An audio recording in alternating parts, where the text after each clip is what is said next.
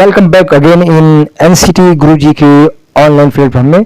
Dear candidates, NCT ITP 4 year BEd program के अंत में आज की क्लास में हम लोग जीके से रिलेटेड मोस्ट इंपोर्टेंट क्वेश्चन की प्रैक्टिस देखेंगे। क्योंकि इस चैनल पर लगातार आपको जनरल टेस्ट से रिलेटेड मोस्ट इंपोर्टेंट क्वेश्चन की प्रैक्टिस मिल रही है। अभी तक आपने नहीं देखा तो उसको देख लीजिएगा। तो चलिए स्टार्ट करते हैं पहले क्वेश्चन के साथ। फर्स्ट क्वेश्चन है कि कोणार्क मंदिर के देवता कौन है। तो आपको बताना है कि कोणार्क जो मंदिर है उसके देवता कौन है। ऑप्शन ए है सूर्य, बी है शिव, सी है कृष्ण, डी है ब्रह्मा। तो कोणार्क जो मंदिर है ये उड़ीसा में स्थित है। कहाँ पे है? उड़ीसा में। और इसके जो मंदिर के देवता हैं वे है ऑप्शन नंबर ए सूर्य है। ऋग्वेद को कितने पुस्तकों या मंडलों में विभक्त किया गया है? ए 34, बी 10, सी 8 या डी है 12। तो ऋग्वेद की जो पुस्तकें हैं, ये पुस्तकों को जो मंडल है उसमें 10 मंडल है। कौन सा मंडल? 10 मंडल। और ऋग्वेद जो है वे मंत्रों से संबंधित वेद है जिसमें श्लोक और मंत्रों का जिक्र किया गया है। इस पॉइंट को भी ध्यान रखिएगा। नेक्स्ट क्वेश्चन पे बढ़ते हैं। नेक्स्ट क्वेश्चन ये है कि महात्मा गांधी द्वारा दीनबंधु की उपाधि किसको दी गई थी? A CF Andrews, B Abdul Gaffar Khan, C Rajendra Prasad, D Rabindranath Tagore. तो महात्मा गांधी द्वारा दीनबंधु की जो उपाधि दी गई थी, यदि आपने ऑप्शन नंबर ए सर्च किया, टिक लगाया है, तो उसका राइट आंसर हो जाएगा option number A CF Andrews को महात्मा गांधी ने दीनबंधु की उपाधि दी है।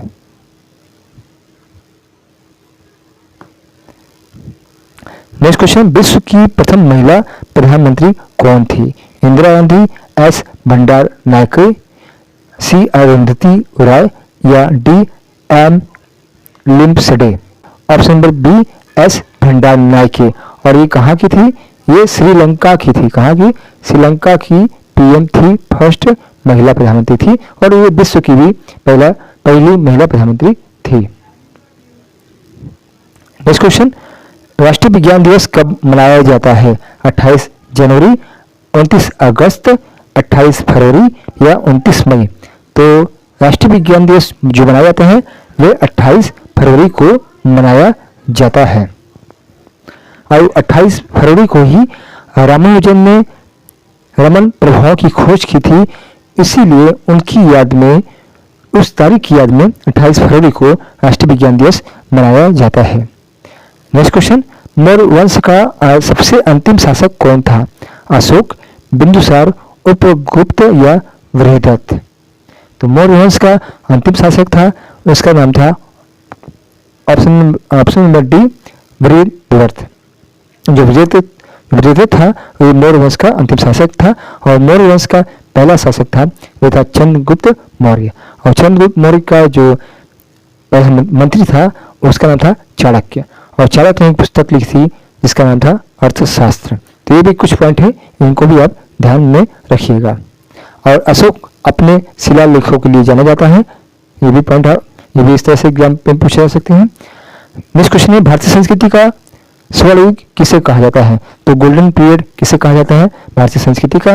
राजपूत काल को, गुप्त काल को, चोल काल को या मौर्य काल को? Right answer is option number D, Maurya काल को भारतीय संस्कृति का स्वर्ण युग कहा जाता है। नेक्स्ट क्वेश्चन, गुप्त वंश विख्यात था। गुप्त वंश विख्यात किसका था? तो गुप्त वंश किस लिए विख्यात था ये बताना है। कला एवं वास्तुकला के लिए, राजस्व एवं भूमि सुधार के लिए, सी है साम्राज्यवाद के लिए या डी है साहित्यिक कृतियों के संरक्षण के लिए। तो जो गुप्त वंश विख्यात था वे था ऑप्शन नंबर डी साहित्यिक कृतियों के संरक्षण के लिए। मतलब नेक्स्ट क्वेश्चन है, रोलेट एक्ट को किस वर्ष पारित किया गया था? 1919, 1921, 1923 या 1960। तो रोलेट एक्ट की बात किया जाए तो रोलेट एक्ट 1990 में पारित किया गया था। नेक्स्ट क्वेश्चन, अकबर की मां का नाम क्या था? सलीम सुल्तान बेगम, बी गुलबदन बेगम, सी हमीदा बानो बेगम, डी रुकैया सुल्तान बेगम। अकबर की मां का नाम था ऑप्शन नंबर सी हो जाएगा हमीदा बानो बेगम। हमीदा बानो बेगम अकबर की मां का नाम था। नेक्स्ट क्वेश्चन, नकदी फसल में सम्मिलित नहीं है, तो नकदी फसल में जो शामिल नहीं है उसका नाम बताना है। ए गन्ना, बी कपास, सी गेहूं या डी पाट। तो नकदी फसल में जो शामिल नहीं है, कैश क्रॉप में जो शामिल नहीं है उसका नाम है ऑप्शन नंबर सी गेहूं। बाकी गन्ना, कपास और पाट जो है पटसन होते हैं, वे नकदी फसल में शामिल होते हैं। नेक्स्ट क्वेश्चन, पुर्तगालियों द्वारा वर्ष 1662 ईस्वी में इंग्लैंड के राजा चार्ल्स 11 को पुर्तगाल की राजा की बहन से शादी करने पर दहेज के रूप में किस भारतीय शहर को उपहार स्वरूप दिया गया था? तो देखिए 1662 में इंग्लैंड के राजा चार्ल्स 11 का पुर्तगाल के राजा की बहन से शादी हुआ था और उसमें पुर्तगाली भारत पे उनका कब्जा था, तो उन्होंने किस शहर को उपहार स्वरूप दे दिया? गोवा को, फोचेंग को, मुंबई को या दमन को? तो ऐसे ऐसे लोग थे पुर्तगाली जो शहर को उपहार में दे देते थे और उस शहर का नाम था ऑप्शन नंबर हो जाएगा सी, मुंबई शहर को उन्होंने दहेज के रूप में उपहार दे दिया था। नेक्स्ट क्वेश्चन, बगदाद किस नदी के किनारे स्थित है? नील नदी, टाइग्रिस नदी, डी राइन नदी? तो बताइए आप लोग इसका आंसर क्या होना चाहिए। तो बगदाद जो नदी के किनारे स्थित है उस नदी का नाम है ऑप्शन नंबर बी हो जाएगा, टाइग्रिस नदी के किनारे बगदाद स्थित है, option number B. Next question है, कालिदास किस शासक के समकालीन थे? मतलब कालिदास किस शासक के दरबार में रहते थे? क्वेश्चन इस तरह से भी आता है। ऑप्शन नंबर डी हो जाएगा, चंद्रगुप्त द्वितीय। कालिदास इन्हीं के समय में समकालीन थे या इनके दरबार में रहते थे। नेक्स्ट क्वेश्चन है, सौर मंडल में सबसे अधिक उपग्रह किस ग्रह के पास हैं? शनि ग्रह, मंगल ग्रह, बृहस्पति या गुरु? Right answer is option number A, Shani. Saturn जो ग्रह है उसके सबसे ज्यादा सैटेलाइट है। नेक्स्ट क्वेश्चन, सूर्य से दूरी के अनुसार सबसे अंतिम ग्रह कौन सा है? बुध, शुक्र, नेपच्यून या शनि? तो सबसे दूर जो सूर्य से है वे है ऑप्शन नंबर सी हो जाएगा नेपच्यून और सबसे पास हो जाएगा बुध है। और शुक्र जो है वे सबसे चमकीला तारा है और शुक्र ग्रह को पृथ्वी की बहन भी कहा जाता है। इसे भोर का तारा भी कहा जाता है। किसको? शुक्र ग्रह को। शुक्र ग्रह को पृथ्वी की बहन ये और सबसे चमकीला तारा और भोर का तारा के नाम से भी जाना जाता है। नेक्स्ट क्वेश्चन है, भारतीय राष्ट्रपति के आर नारायण कौन से राष्ट्रपति थे? मतलब कौन से नंबर के राष्ट्रपति थे के आर नारायण? 9वें, 10वें, 11वें या 12वें?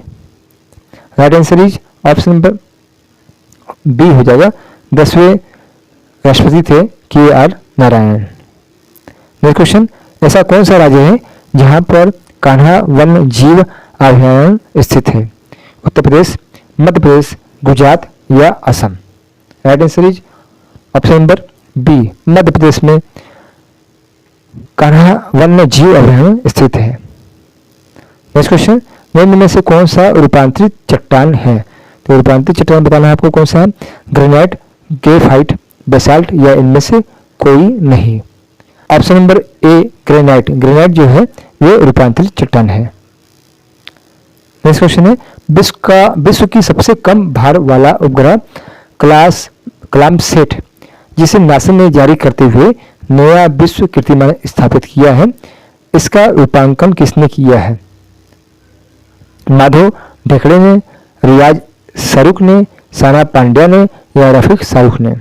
तो विश्व का सबसे कम भार वाला जो उपग्रह है उसका नाम है कलामसैट और ये कलाम एपीजे अब्दुल कलाम के नाम पे ये इस उपग्रह का नाम रखा गया है और इसको बनाने वाले जो है इसका रूपांकन करने वाले हैं उसका नाम है option number D, Rafiq Shahrukh. ये भी पॉइंट ध्यान से रखिएगा, इस तरह से क्वेश्चन आते हैं।